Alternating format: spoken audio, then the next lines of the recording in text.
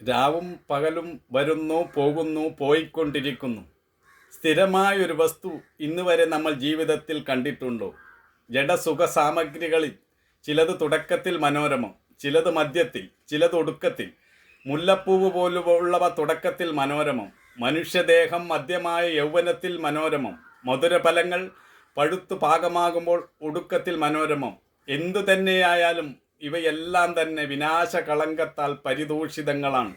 നാളെ നാളെ പാവ പങ്കിലങ്ങളായിത്തീരുന്നു, നാളെ നാളെ ഖേദകരങ്ങളായിത്തീരുന്നു, നാളെ നാളെ ക്രൂരതരങ്ങളായിത്തീരുന്നു. ജഡബുദ്ധികളായ നമ്മുടെ ജീവിതദശ ഇങ്ങനെ കടന്നു മുന്നേറുന്നു.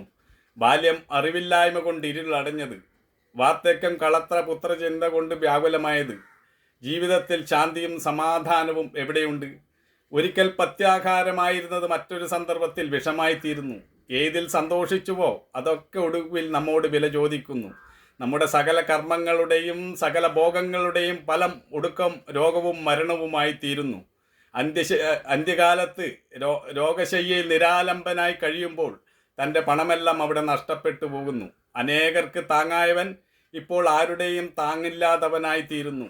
ഉലയിൽ നിന്ന് കാറ്റ് പോകുന്നത് പോലെ ഒരൊറ്റ പ്രാണന്റെ തിരോധാനത്തോടെ വർഷങ്ങളായി വളർത്തിയെടുത്ത ഈ ശരീരം അർത്ഥമില്ലാതായിത്തീരുന്നു. എത്രയെത്ര എണ്ണകൾ തേച്ച് പോഷിപ്പിച്ചെടുത്ത ശരീരമാണ്. എത്ര വിശിഷ്ട ഭോജ്യങ്ങളാണ് ഇതിന് കൊടുത്തിരുന്നത്. എത്ര കരുതലോടെയാണ് ഇതിനെ കൊണ്ടു നടന്നത്. ഇപ്പോഴിതാ ആർക്കും വേണ്ടാതായി കഴിഞ്ഞിരിക്കുന്നു, മരിച്ചു കഴിഞ്ഞിരിക്കുന്നു. ഇനി ചുടലയിൽ വെക്കുക. കണ്ണ്, മൂക്ക്, കൈകാലുകൾ എല്ലാം കത്തുന്ന അഗ്നിയായി രൂപാന്തരം പ്രാപിക്കുന്നു. മുകളിലേക്ക് ഉയർന്നു പോകുന്നത് വെറും പുകച്ചുരുളുകൾ മാത്രം. ഭൂമിയിൽ ശേഷിക്കുന്നത് ഒരു പിടിച്ചാരവും. ഇതാണ് നമ്മുടെ ഓരോരുത്തരുടെയും അവസ്ഥ. നമ്മളെല്ലാം ഇവിടെ ഒരു വഴിയാത്രക്കാരാണ്. അതുകൊണ്ട് നമുക്ക് ഈ ലോകത്ത് വിശേഷമായി ഒന്നിനോടും മമത വയ്ക്കേണ്ട ആവശ്യമില്ല. നമ്മൾ ഒരു സത്രത്തിൽ ഒന്നിച്ചു കൂടുന്നു, പിന്നെ അവരവരുടെ വഴിക്ക് പോകുന്നു. ഇതാണ് ലോകത്തിൻ്റെ അവസ്ഥ. ഇത് മനസ്സിലാക്കി, ഈ യാഥാർത്ഥ്യം മനസ്സിലാക്കി ഓരോ നിമിഷവും ആനന്ദത്തോടെ ജീവിക്കുക. ഈ നിമിഷമാണ് നമ്മുടെ കയ്യിലുള്ളത്. ഭൂതകാലത്തെക്കുറിച്ചും ഭാവി കാലത്തെക്കുറിച്ചും ചിന്തിച്ച് ഈ നിമിഷം നഷ്ടമാക്കാതെ ഈ നിമിഷം സ്നേഹിച്ചും സേവിച്ചും ഉത്സാഹത്തോടുകൂടി നമ്മുടെ ജീവിതം സന്തോഷപ്രദമാക്കി തീർക്കുക.